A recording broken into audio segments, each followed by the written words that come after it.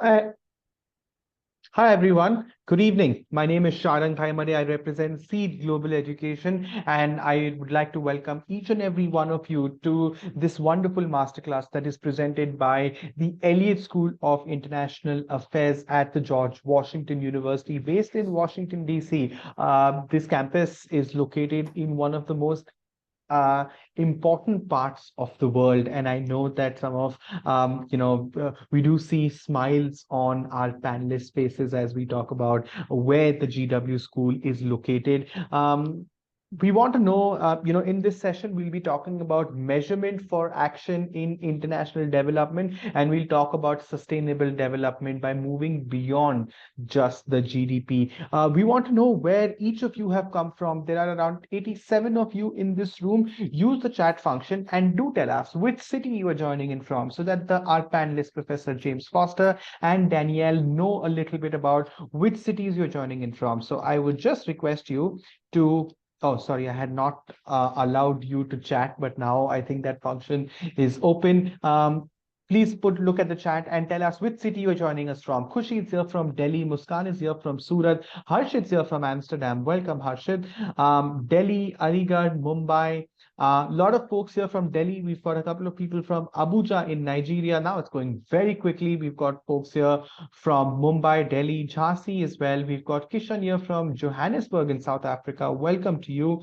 A lot of folks here from the capital city of India, which is New Delhi. So welcome to each and every one of you. Shubh is here from Mumbai. So yes, Mumbai and Delhi are the two cities that have a lot of people in this webinar. But if you haven't still told us which city you are joining in from, please, if you're joining us from your phone or from your laptops, click that chat tab and do let us know which city you're joining us from. I see a lot of Mumbai, Delhi here. If anyone's here is not from Mumbai or Delhi, please specially let us know because we want to know if we've got folks here from outside. Well, okay, perfect. I see a lot of Delhi and Mumbai here. Nevertheless, in this session, as we mentioned, we'll learn a little bit about understanding the limits of this GDP. We'll gain insights upon global frameworks.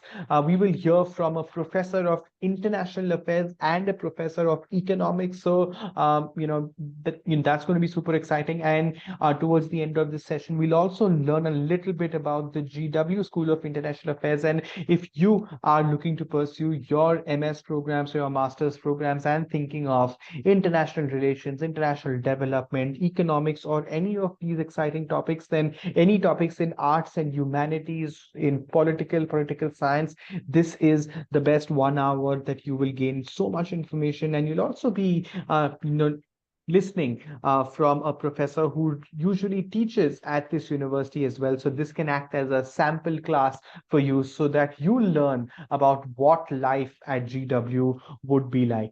Wonderful. I see some people here from Guwahati as well, which is from the east of India. Gurgaon, again, very close to Delhi. So majority folks here, we have got close to 187 of you for the new people who've joined. Please let us know which city you are joining in from so that, our panelists are well aware of the audience that they are going to be talking to. Superb, Mangalore. So finally, some people coming in from the south of this country. So great. We've got people here from the east, west, north, and south of this country. So just the entire length and breadth and of the country of India. Thank you so much. We've almost hit 200. We waited for a few minutes to let everyone come through. I'm going to have a quick introduction of Professor James Foster, who is a professor of international affairs and a professor of economics at the GW Elliott School of International Affairs. He's had a lot of he's done a lot of work in economics in this space. He also had a recent speech at the UN, which he's going to talk to us a little bit about very shortly as well. And yes, he has a very interesting relationship with India and a lot of Indian folks as well. So he'll be talking a little bit about that. So thank you so much, Professor Foster, for joining us. We also have Danielle, who represents the GW School of International Affairs, and she's going to be making making a short presentation about the school and the program a little later on this evening as well. So, Professor Foster, thank you so much for making time in this session, and over to you, and we look forward to learn a little bit about this wonderful topic. Well, great. I'll just jump right in with my slides if you all don't mind. Let me put the sharing on. One sec.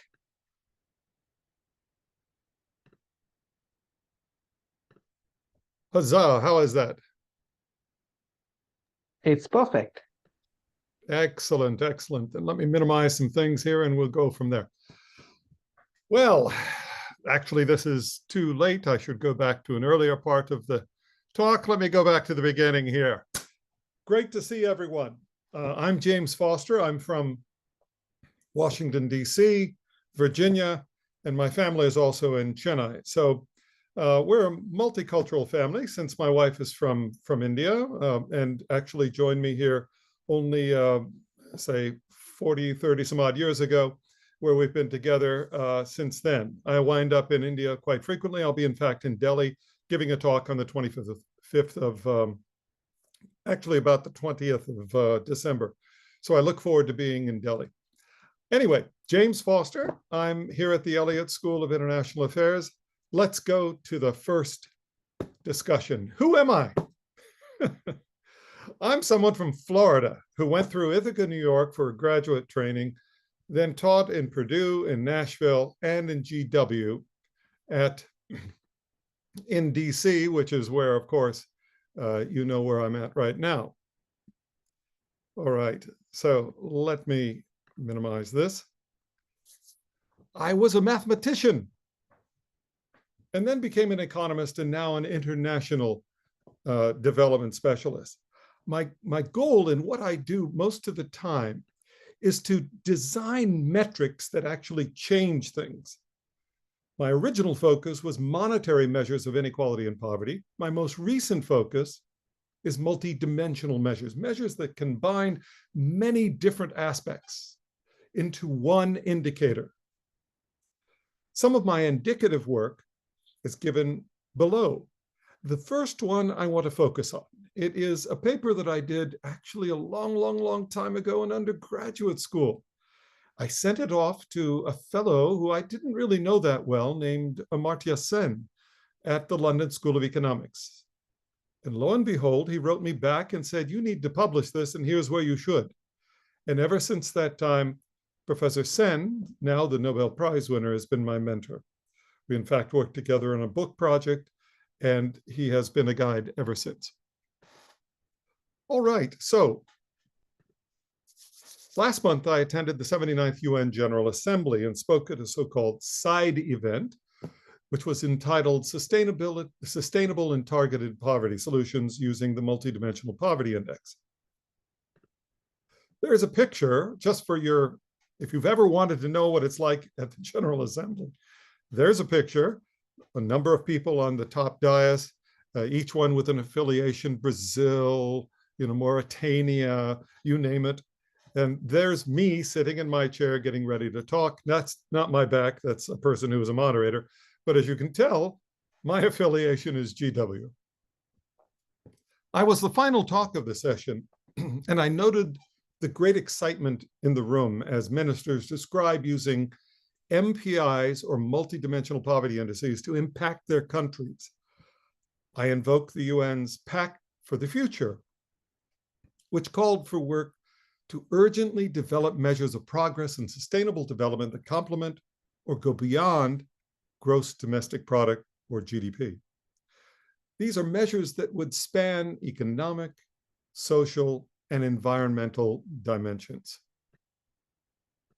I sketched out a basic research agenda for developing an MFI, which is essentially a multidimensional flourishing index, which is based on the MPI technology, assisted by future generations. I hope this agenda will be assisted by future generations of Elliott School graduate students. I'll return to this agenda after the presentation, but first, what is this MPI? What is this MPI?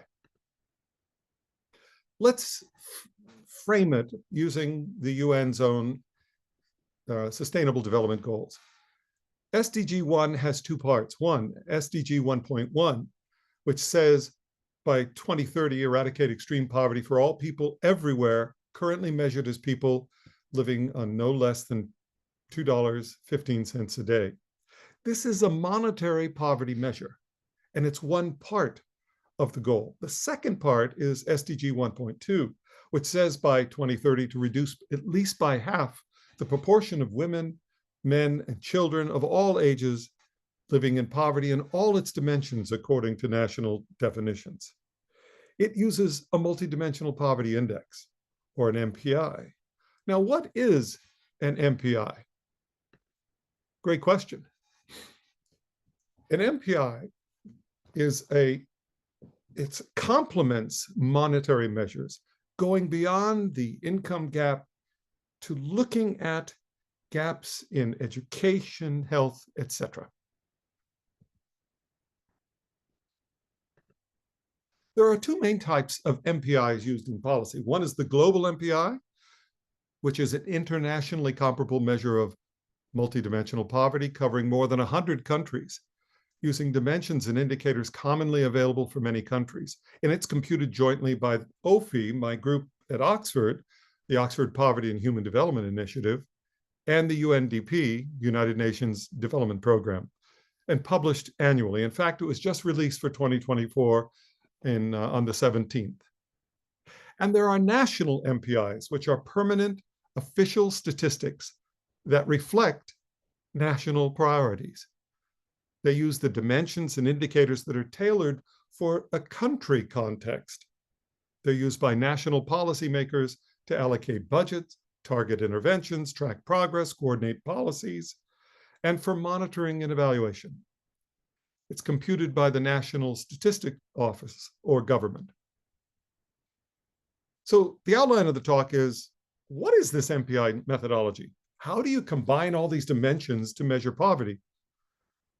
It requires something I call intentional measurement. You have a plan for what you're going to measure. The general structure of the Multidimensional Poverty Index was built based on this approach. Then I want to describe a couple of things about the global MPI, its definition, dimensions, and cutoffs, the empirical results, and then focus on India's performance.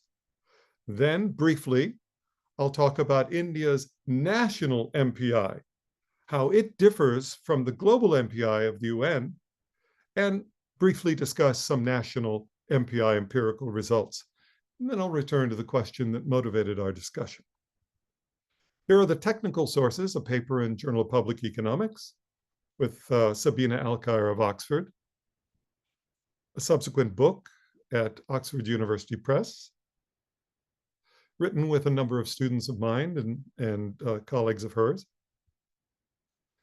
Empirical sources include the last report released by the UNDP and OFI on Global Multidimensional Poverty Index 2023. And then finally, the National Multidimensional Poverty Index, which is a progress review 2023. And this was put together by OFI, UNDP, and NITI Aayog. How to measure multidimensional poverty. Here's a timeline of what I did to help this to occur. In 2006, Mexico said, oh, we have a law that needs multidimensional poverty to measure poverty now officially in the government. We must include education, dwelling space, and all these other dimensions. So they invited me in to advise them on this. Luckily, at that same time, at Oxford University, I had gone and visited my soon-to-be co-author, and we had produced a paper called Counting and Multidimensional Poverty Measurement. We used that to advise the government of Mexico and subsequent governments. In 2009, Mexico announced its official methodology. To 2010, UN adopted the MPI for its Human Development Report. Subsequently, countries from Colombia to Senegal have adopted the approach in measuring multidimensional poverty. Paper occurred in 2011 in the Journal of Public Economics, and now there's a multidimensional poverty peer network of 60 countries that are interested in using this approach. There's a process behind how this was built. It's called intentional measurement. I've written a paper. I'm in the process of finalizing the paper. It has as its main elements, you must put down the purpose of a measure, the concept of the index, the desiderata or characteristics that are needed, and then axioms, which seem like they're highly mathematical concepts, but they're not. So let's go through each of them. The purpose of a multidimensional poverty measure is to monitor progress and to direct action. The concept is poverty is being multiply deprived at the same time by many things. Desiderata include the following. A measure must be understandable and easy to describe, conform to a common sense notion of poverty. It must fit the purpose for which it's being developed. It should be technically solid, which means it should satisfy certain requirements like axioms. It must be operationally viable, so you can use it with existing data. And you should be able to use it again. In fact, others should be able to replicate your results if they have the basic data and the definition. Axioms underlie this because they are the little nuggets of policy that tell you when things are going well or when poverty is increasing. And they also tell you when poverty is unchanged. So they help direct the measure to adhere to what we think is important in policy. This approach, by the way, is also used for other indices, including the World Bank's Statistical Performance Index, the Inter-American Development Bank Better Jobs Index, among many, many others.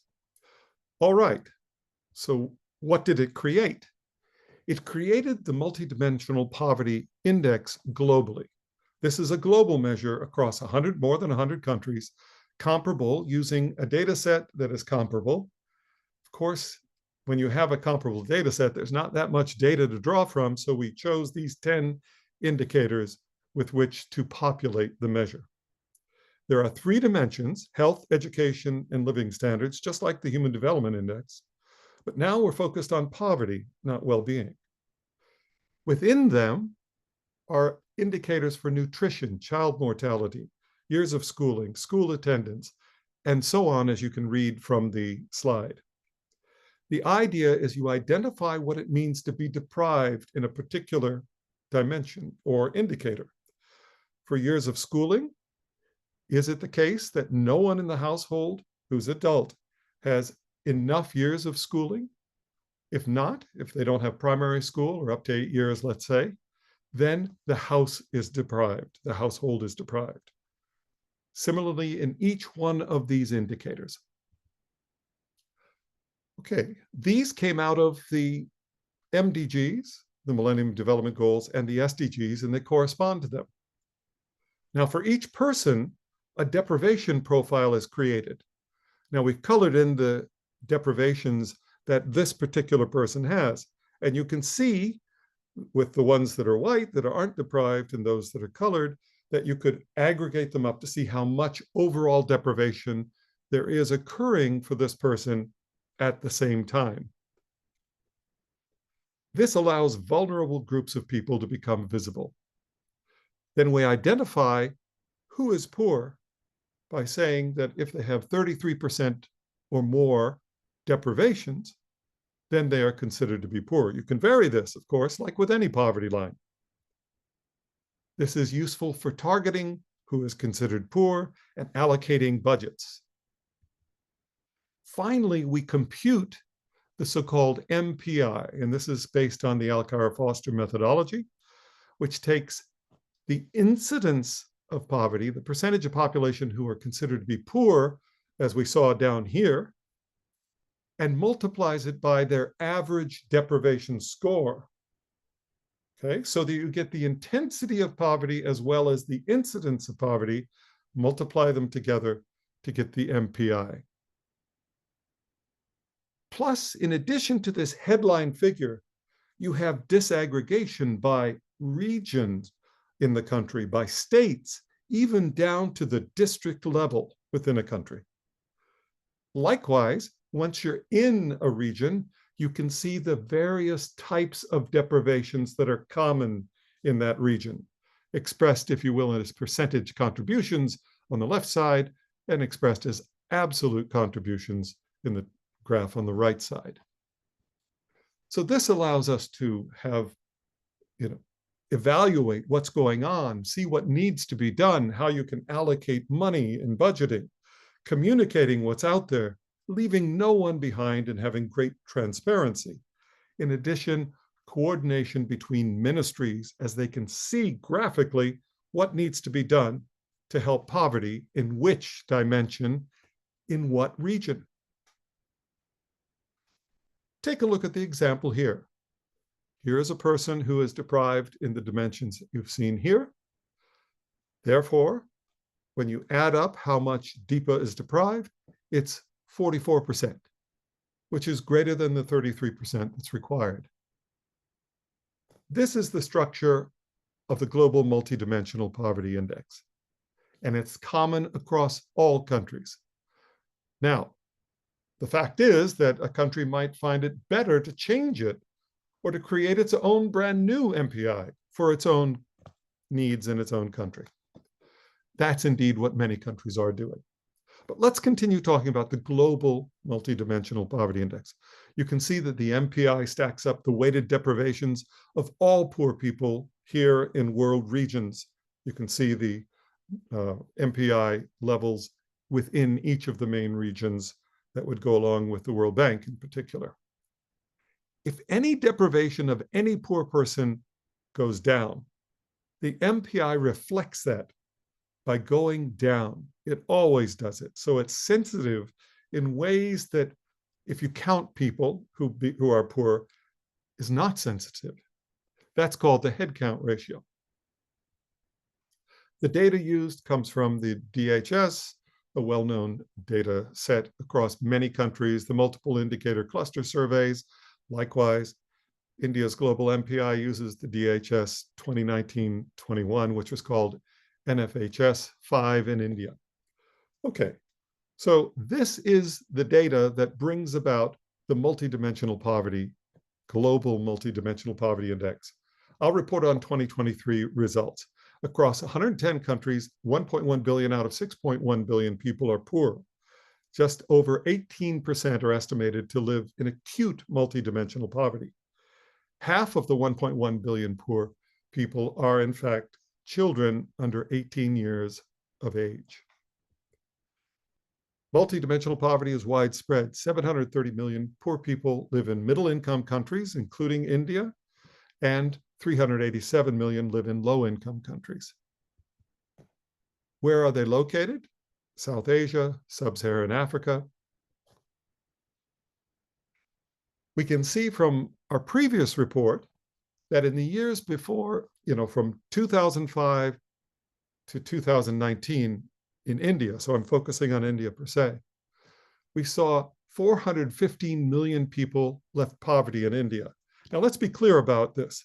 This is stretching over different political regimes, if you will. So one government, another government, and yet there's a steady decline in multidimensional poverty across that time, indicating that things happening on the ground were actually working for India's poor people. Of course, it isn't all positive. 229 million people are still poor. Okay, so the SDGs call on all countries to have poverty in its dimension within 15 years. India's global MPI progress is showing this is possible and at scale throughout the country. It's more than halved in 15 years. All 10 indicators significantly reduced, and severe poverty, if you just look at more extreme definitions, has also come down quite a lot. And indeed, it's happened in the poorest groups. This graph shows that where poverty is greatest, it's come down the fastest. Bihar's incidence fell from 77% to 52%. Jharkhand, 75% to 46.5%, to 31%. This is amazing decreases as you go from the first year to the middle year to the final year. So what's happening is that whatever is going on in India is inclusive, including the poorest regions, the poorest states. So here's a snapshot of the global MPI in 2019. 16% or so of people are MPI poor. 42% is the intensity or the breadth of their poverty. And the MPI overall is 0.069. Now, you have to compare that to other countries to see that it is moderate. So we can subnationally disaggregate. We can disaggregate by indicator, and therefore we can find out where the needs are in each region and how they differ across regions. India, by the way, is the only country in South Asia in which poverty is significantly more prevalent among female-headed than male-headed households. And here it is across the different states of India. First, let's look below. That's the total in each state, an absolute contribution. And above, it gives the relative contributions of each of the dimensions in each of the state. You can see how this can really help focus and target poverty policy. Now, that was the multidimensional poverty index at the global level. But perhaps even more important has been the onslaught of many countries creating their own national definitions of policy, of poverty, that is. It's really interesting that there are these permanent metrics that now are being widely communicated in countries to decrease, monitor poverty. They're reported as national statistics at the SDG level, and they're used for budgeting, targeting, policy design, coordination, and evaluation. Here is just a few of the countries that are doing this at this time. Another way of representing the various countries by their national flags and when they came into the MPI fold. Now, one very prominent member is India, which fairly recently adopted an MPI at the national level. Like the global MPI, India's MPI captures broad qualitative aspects of people's lives across dimensions of health, education, and the standard of living. But it adds two indicators additionally. One is maternal health in the dimension of health, and the other is bank account in the dimension of standard of living. All of the remaining slides come directly from Niti Aayog sources.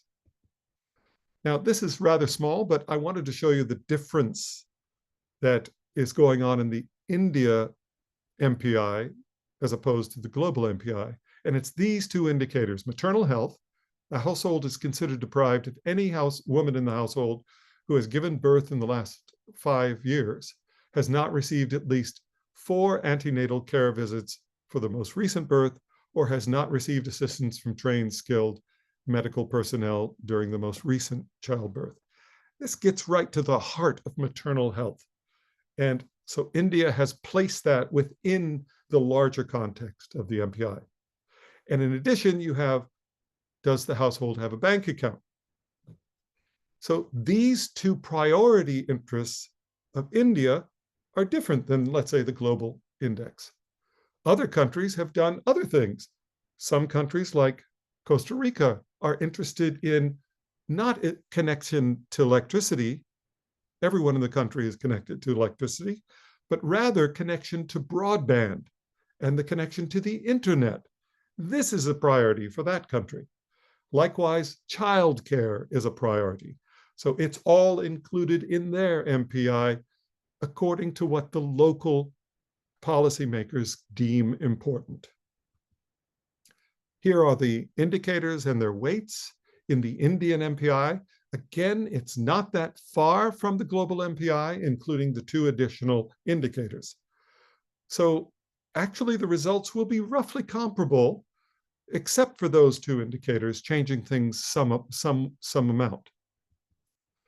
This is a calculation of how do you calculate the headcount ratio when you have different households. I won't go into it here because it gets into fine discussions, but I will say it's drastically easy to figure out who is considered to be poor in a country, who's deprived in what, and then to calculate out the overall headcount ratio, the percentage of the population who is poor, the intensity, the average breadth, if you will, of their deprivations, multiply the two together to get the MPI level. In sum, the National MPI in India is a measure of multiple dimensions of poverty. It complements the monetary poverty statistics. If you read the press in India recently, it seems that some people are saying MPI isn't good because we need an income-based poverty measure. And so, but both are complementary to each other and do very different things. It's hard to change income in a country. The whole country's policies are already oriented to rapidly grow as fast as possible. So there isn't much room for budging on those margins, but there is room for budging on the margins in an MPI. You can do something for education, health, and living standards through direct action by the government.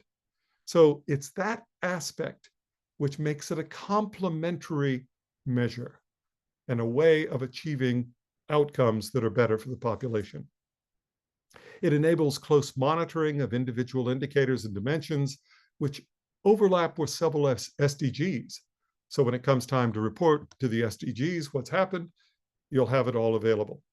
It allows for disaggregation at the level of states and districts to better inform the policy focus. And it engenders an integrated cross-sectoral policy focus. It isn't just one, right, minister that's involved in this. It's all the ministers and ministries that are involved in this to lower poverty at the same time through integrated policy. All right, so that's my summary for that. I should mention that there are many, many results from the NITI Aayog website. I don't have time to get into them right now, but the results describe what's been happening through time. It shows you the different parts of the country that are poorer or less poor in different data sets at different times. It repeats my picture now for the national MPI of statewide poverty.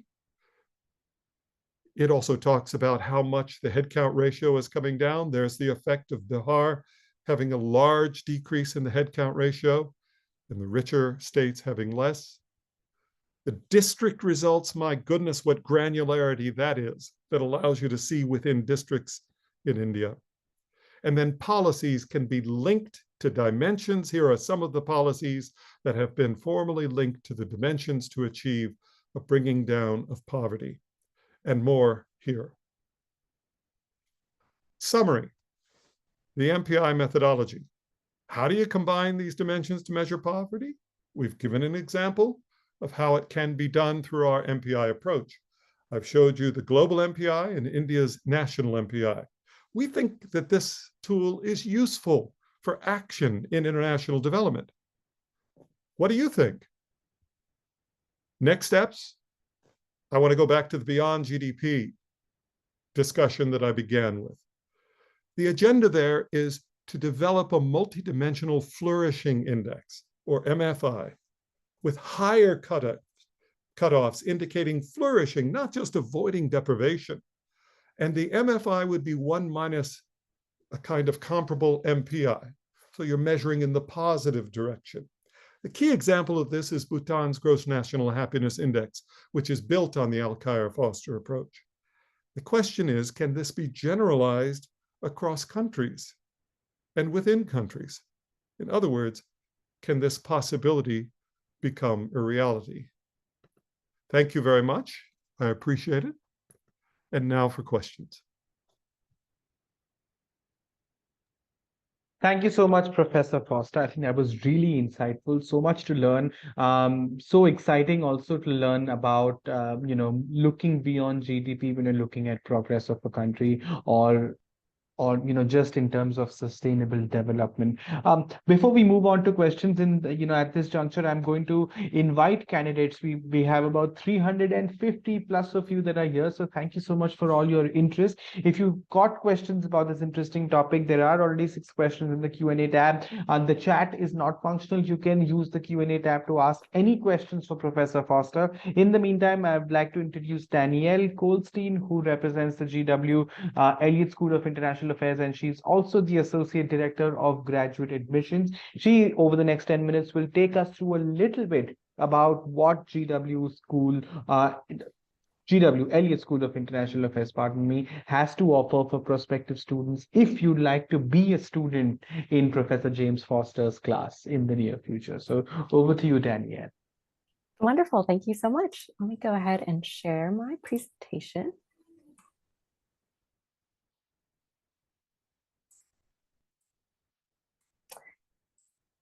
All right, there we go. As Sharang said, I'm Danielle Goldstein. I'm the Associate Director of Graduate Admissions here at the Elliott School of International Affairs at the George Washington University. So again, if you enjoyed Professor Foster's session and you can see yourself taking a class with him at the Elliott School as a graduate student here, I'm excited to provide you with some information about our school and how to become a student here.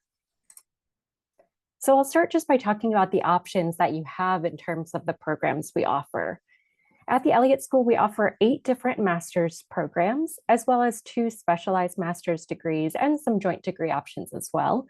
And starting next year, we're actually going to be offering a brand new STEM designated MS in International Economic Policy that can be completed in just a year and a half. So that's a really exciting feature specifically for international students. All of our programs are interdisciplinary and cover a wide range of topics. Each program offers between 4 and more than 15 concentrations that students can choose from. And some programs allow you to choose multiple concentrations or even create your own. So you have a ton of flexibility to customize a program for your specific interests. I did take a peek at the Q&A just before this, and I saw someone ask a question. I'm interested in working in the field of human rights. What program should I do? Just to touch on that very quickly, you can do any of our programs to work in any field, in any sector. Like I said, it's interdisciplinary and you can really specialize and customize the degree based on your interests. And you'll have additional supports that I'll touch on a little bit in a moment as well to be able to guide you in that direction. Here are some of the strongest features of our school that you'll find across all of our programs, and all of these contribute to the total value of your Elliott School degree. One of the biggest keys to our entire student experience framework is the flexibility that's built into all of our degree programs. So we offer both a fall and a spring start, which means that you can start your program whenever the timing is right for you. We also offer all of our courses in the evenings. And the reason for this is that our programs were built with students' best professional interests in mind. We want students to take advantage of our unique location. Since all of our courses begin in the evenings at 5 p.m. or later, students have the opportunity to work or hold an internship or volunteer during the day, and then you come to campus in the evening for your classes.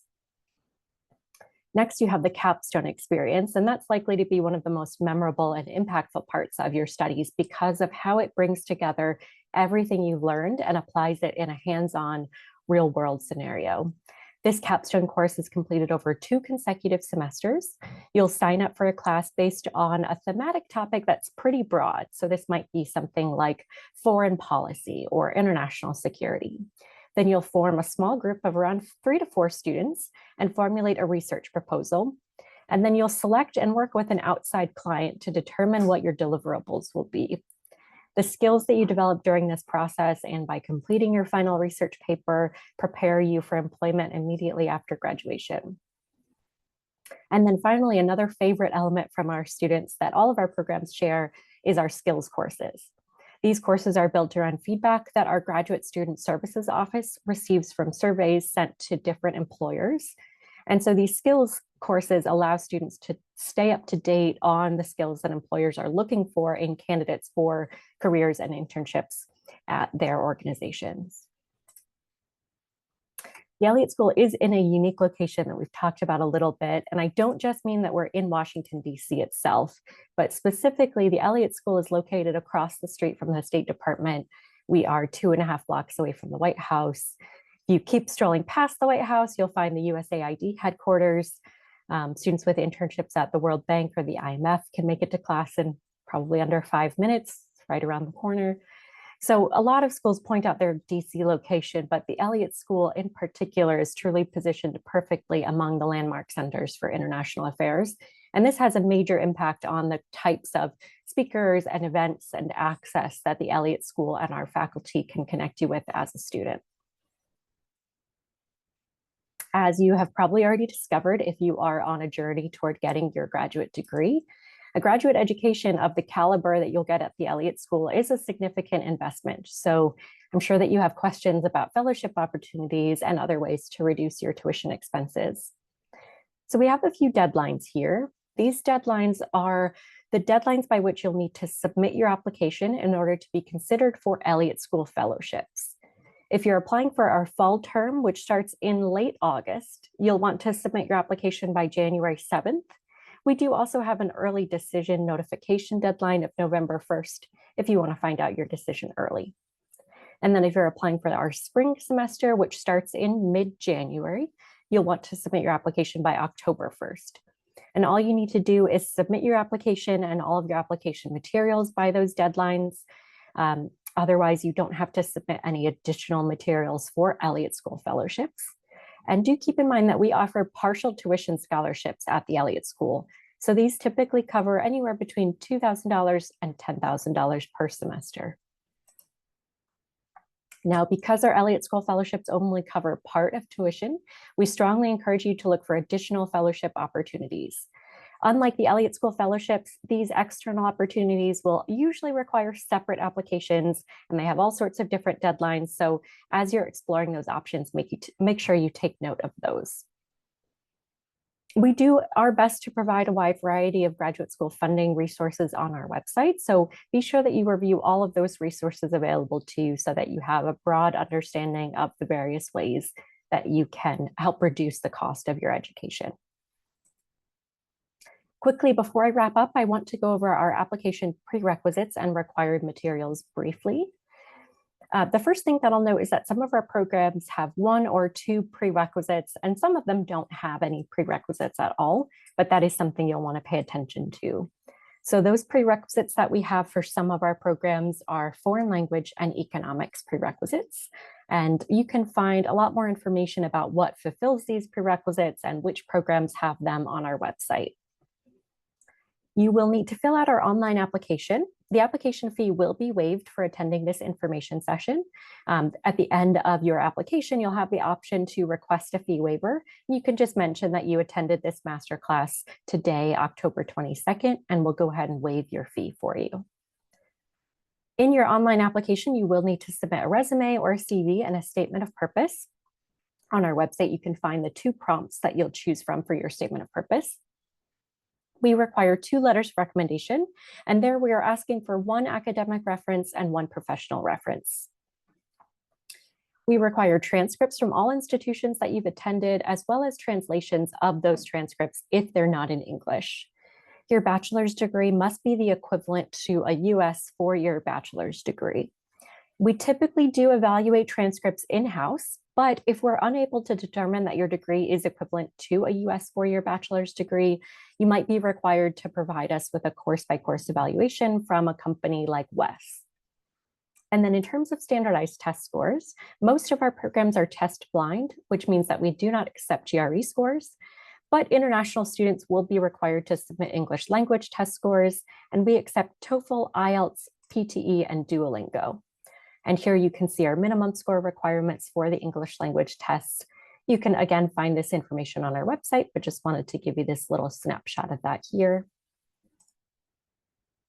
So we will have some time for questions after this session, but just in case you don't get your questions answered today, or if questions come up in the days ahead or in the future once you're working on your application, please always feel free to email us at esiagrad@gw.edu. We also invite you to attend a virtual information session. Those are typically an hour long, and it's just a much longer version of this very brief session I gave today. So we'll go a lot more in depth about our programs, the opportunities and supports that are available to our students, and much more. We host a few virtual information sessions each month, and you can sign up through this QR code or through that link there on the page. Thank you very much.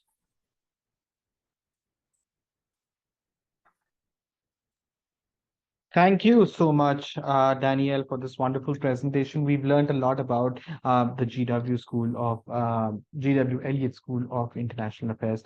Over the next 15 minutes or so, we've got 20 plus questions here, and I know that a lot of them will be flowing in. We will first address the questions to Professor Foster, and I am going to put you, right on the spot. And I know we've spoken primarily about, the MPI, but when we talk about possible solutions, I know that not much can happen overnight, but when we talk about possible solutions in today's day and age, what are countries like India doing by leveraging technology, analytics, and all the 21st century information we have to start kind of combating some of these things? Do you have any best practices, etc., that you've seen local governments do, state governments in India do, that are trying to get these numbers lower than what they are today?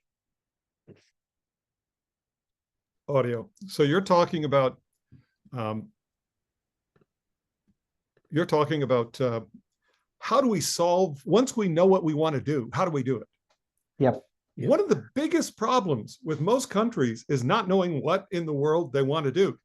In other words, you use an index or a measure of the sort I'm talking about to get everyone talking about it, saying, what is important to us? What should we be working on to make a better world for our people? And it's that discussion that continues even in today's press in India. You see it again and again, MPI, what this dimension, etc. The discussion is really where a lot of the action takes place, because it's that argumentative discussion that Amartya Sen talks about that leads to outcomes that reflect what's going on in the priorities of the country. So I want to differentiate getting the priorities straight versus technically, how do we get there? And there's all kinds of technicalities that allow us to get there. RCTs, in essence, experiments to see what works, might be able to inform our action to solve a problem.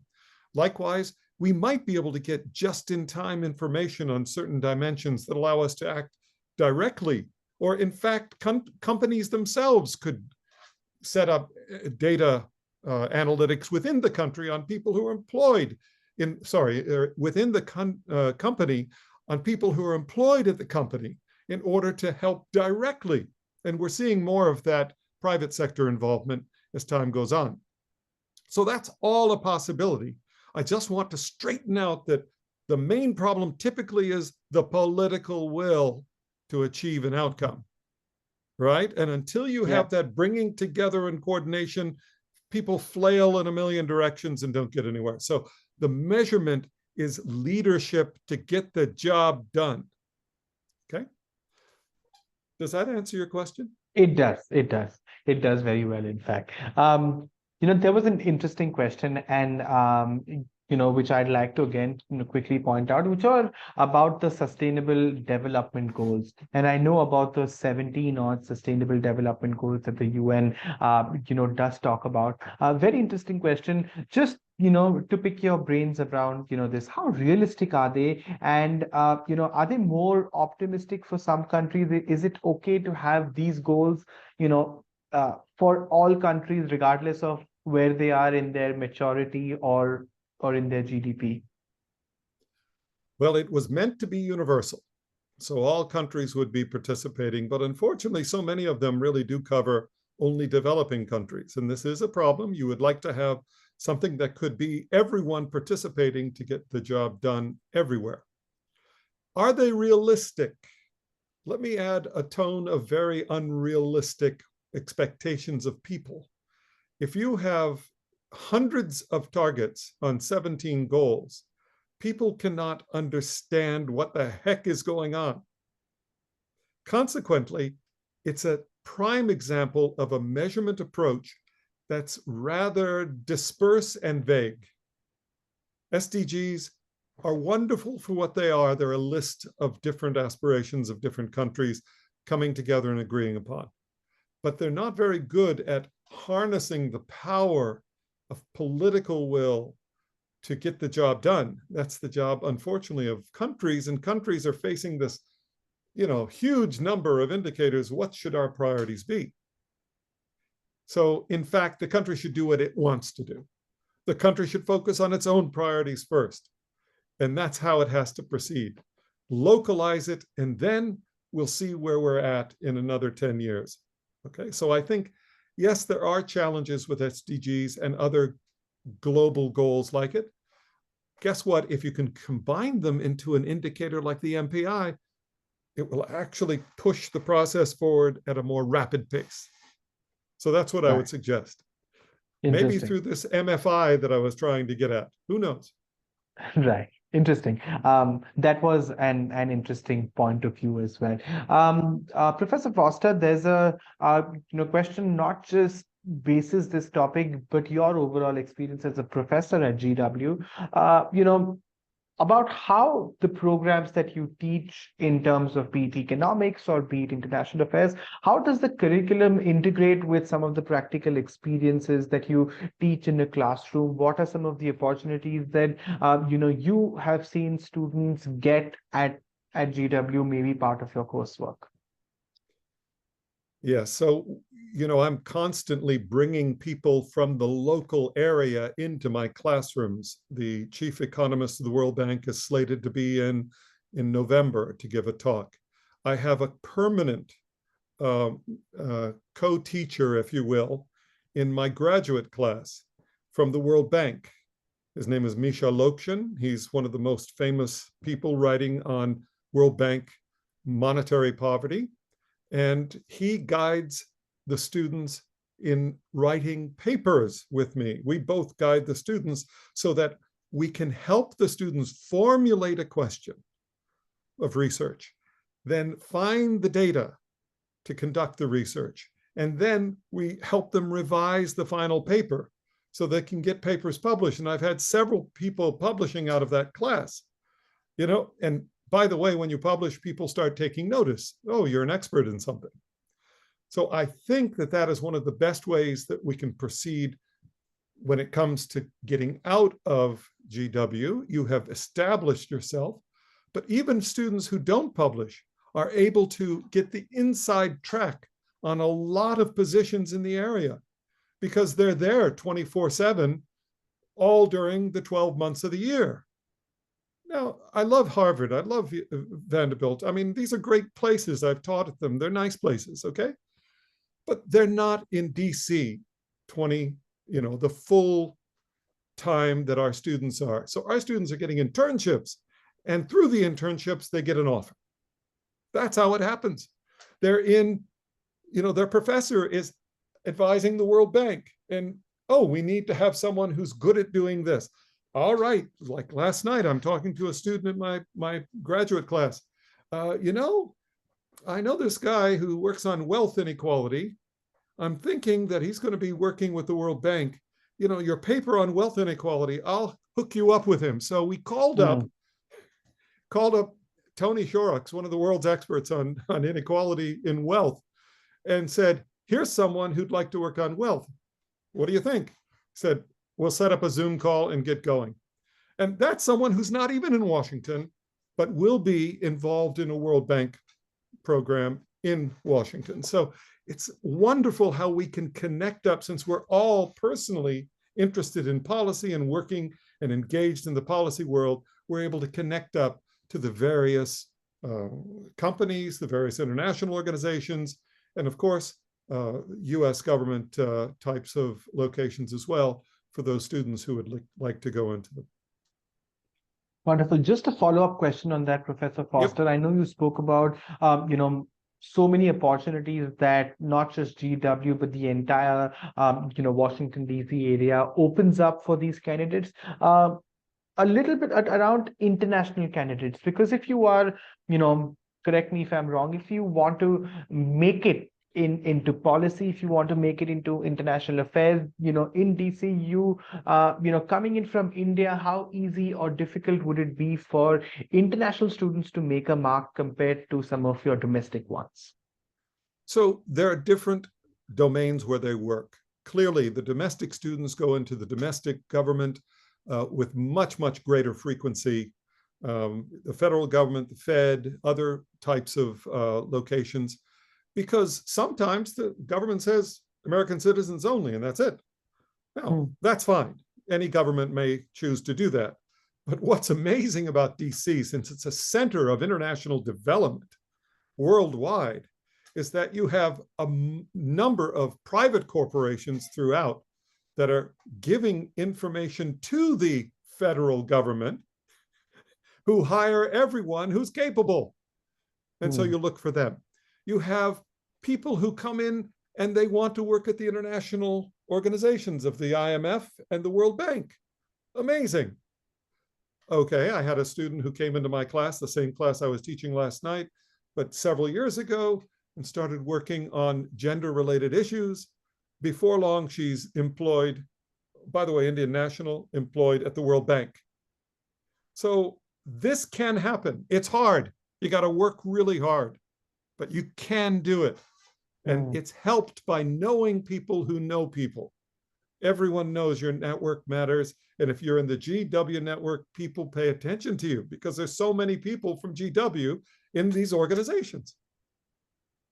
Absolutely. As they say, your network defines your net worth, and GW certainly enhances that. My last question, because I know we are short on time, Professor Foster. There's a question by Kamrul. He's saying that well, we hear that GDP might not be the be all and end all when you're looking at sustainable development, and we can look at MPI. Are there any other factors? I know you mentioned the happiness index that Bhutan offers, but should macroeconomists, or the public also look at something like a human development index, or what are the different parameters, criterias can we look at while we define sustainable development for a country?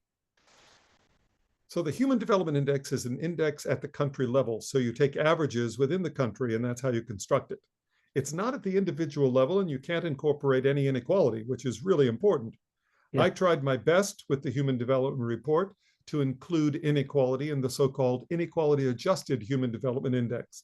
But it still suffers from the problem that it's based on the important HDI side on averages, even though we incorporate some sense of inequality. It still doesn't go to the individual level, and it can't be actionable at the local, regional level the way that an MPI could be. So this MFI, this gross happiness index, the idea there is, it isn't happiness, by the way, it's really flourishing. If you translate it in the Bhutanese, it's flourishing. It's looking at what it takes to flourish. And once we put our eye on the ball, what it takes to flourish, then guess what? There can be all kinds of action to help make that occur.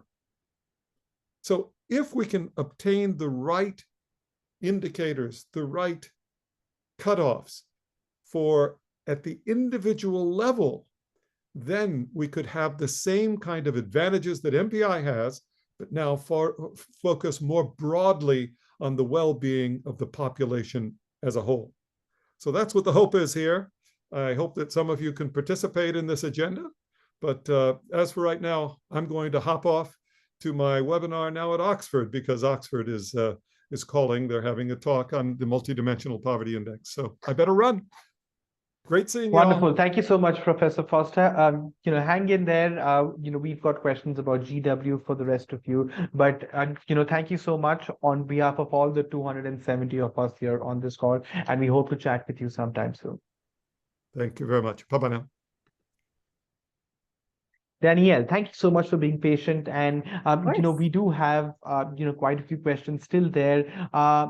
Some of them are obviously related to the admissions, and you've been gracious enough to answer them yourself through the chat. So thank you so much for that. But one question that I see in, just as a summary is, what kind of a profile would a student need to have while getting into some of these programs? And I know that the Elliott School of International Affairs, has a wide variety of programs, be it from economics to international development to international affairs. Does the background of the student need to be in the same theme, or can they come in from a different background? What kind of profiles do you usually see for some of these programs? Yes, that's a great question. And I saw some questions about whether we require work experience, or like you were saying, do we have a specific sort of major requirement that you would have had to have in undergrad? To answer that question, no, we don't have specific requirements about having specific work experience or having any work experience. We don't have requirements about what degree you got in undergrad. What we're looking for in terms of our applicants is diversity. So we really want a broad range of voices in the classroom. We want people who have all different types of experience. So we have folks who come straight from undergrad right after they've finished their bachelor's degree, and they have sometimes done their degrees in related fields like economics or history, or a specific regional study like Asian studies. But we also have folks who have majored in things that are kind of seemingly unrelated. So maybe people who had a major in some sort of science and technology field, then they participated in something like Model UN, which I saw a few times through here, and became a little bit more interested in the policy side of things, the international affairs side, and then they want to study international science and technology policy. So, and the same goes for work experience. We do have students who come straight out of undergrad, and that's perfectly fine. We have students who have some work experience. We have students who have a lot of work experience, and that might be in any number of different areas. We do have a US military population of students in our programs. We also have folks who have worked in kind of adjacent fields, like maybe in economics or in nonprofits that work with something similar to development, but it can really be any sort of work experience. So no requirement there. We really are looking for a really broad range of voices in the classroom. Wonderful. Thank you so much for that, Danielle. A few more questions around, the exact, let's say all university admission directors talk to us about a holistic admission process, right? Where they look at different elements from their profiles. I can see, there's a question in the chat about what are some of the modules that are specifically looked at. Interestingly, there are questions in the Q&A tab that talk about, hey, I have participated in MUNs, model MUNs. I've participated in some extracurricular activities that tie up to the profile. So, could you explain the definition of a holistic admission process, and, how important are, let's say, extracurricular activities or even curricular activities, where will specific modules be looked at in, let's say, a transcript? Yeah, great question. So yes, I answered this in one of the questions because somebody was asking about a minimum GPA. Yeah. And of course, we do not have a minimum GPA. When we say holistic review process, we really mean that we are looking at every single thing you submit in your application. That's why we try not to request too much from you, because we want to make sure that we are looking at every single thing. So we're not just looking at your overall minimum GPA, or sorry, your overall cumulative GPA. We are looking specifically at all of the courses that you took, and how you did in those specific courses. So even if your GPA is under the average cumulative GPA, which for our last year's incoming class was an average of 3.5 on a 4.0 scale. But if you have a lower GPA than that, that doesn't mean that there's any sort of automatic admissions decision. It means that we might look more closely at what your major was, what courses you took, what grades you got in specific courses. We'll look at patterns of things like, did you improve your grades across your entire undergraduate career? Did you do better in some of your major courses or any sort of international affairs related courses that you took compared to other maybe more kind of general education requirements? And then, of course, we also look at everything you put on your resume. So all of those activities you talked about, Model UN, anything that is either, related to an international affairs career or anything that you've done. As I mentioned, that kind of diverse perspective, we're interested in whatever experience it is that you have coming into the classroom. And in your application, the statement of purpose is the place where you can take all of those things, take your entire background, and really connect the dots for us and explain to us why, based on your educational history, based on any extracurricular activities that you participated in, anything that you volunteered with, any work experience you have, connecting all of those things together and telling us why, based on all of those things, you've decided to pursue a master's degree in international affairs. And specifically, why at the Elliott School? Why do you see yourself being a good fit for our school? Oops, sorry, I was on mute on that one.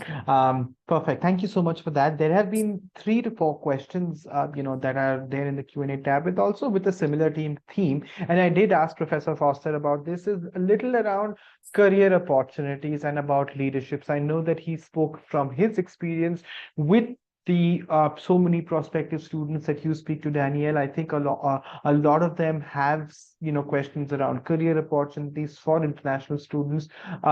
What are some of the resources that GW provides to help students to get a platform so that they are ready to apply for some interesting opportunities that will help their careers? Yeah, absolutely. So within the Elliott School, we have what's called the Office of Graduate Student Services. This is comprised of our international education office, or kind of global experiential education. So that's like study abroad. We have our academic advising team, and then we have our career coaching team. So altogether, this is kind of a one-stop shop of support for you throughout your time at the Elliott School, as well as after you graduate. So what will happen is, in your very first semester, you will meet with your academic advisor, your career coach, and your program director, and you'll fill out what we call a comprehensive action plan. And that includes things like, what is your concentration going to be? And so what courses do you need to take to fulfill that concentration? What electives do you want to take to kind of supplement that and hone in on your specific area of focus?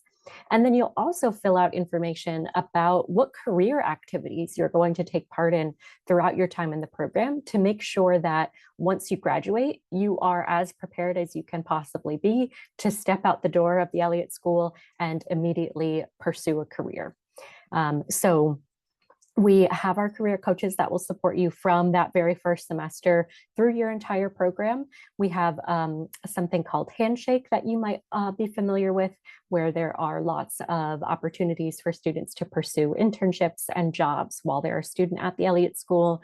There are newsletters that go out both through our career coaches as well as through your program. The connections that you make with your faculty members, with your program director, with adjunct faculty, with the guest speakers like Professor Foster was talking about, those connections all will help kind of strengthen your ability to get those internships and be able to get that career experience while you're a student. We also have this year, I think we have over 400 events here at the Elliott School, and all of those events bring in outside speakers. Typically, there will be a networking reception sort of thing afterwards, or the opportunity to go up to the speaker afterwards and talk to them. And even that sort of just informal communication with those people that we bring in to the Elliott School as speakers at these events allows you to, again, build up that network and increase those opportunities. Wonderful. Thank you so much, Danielle. I think we've covered a lot of questions. We do have some unanswered ones, but I think that was for Professor Foster, who unfortunately, had to move on to another session. Just before we end this, Danielle, any final thoughts, anything that you'd like to share with the audience that we might not have covered so far? The only thing is I just would like to plug our virtual graduate open house coming up next week. It's a week from today. It is at 9 a.m. Eastern time. So it'll be just about an hour before this session started for you all in India today. So highly recommend attending that. That session will include a current student panel. So you'll be able to hear directly from current students who are in those positions that you want to be in as a student at the Elliott School. And then it'll also have breakout rooms with each program. So that's also a great opportunity to talk with all of our program directors. You can jump from one room to another. I know I saw in the Q&A, some people were asking about kind of what specific program is right for me and my interests. And you can jump into different program breakout rooms to talk about your interests and have that conversation directly. So that you can find that link on our website. And that is, like I said, it's going to be a week from today, October 29th. Super.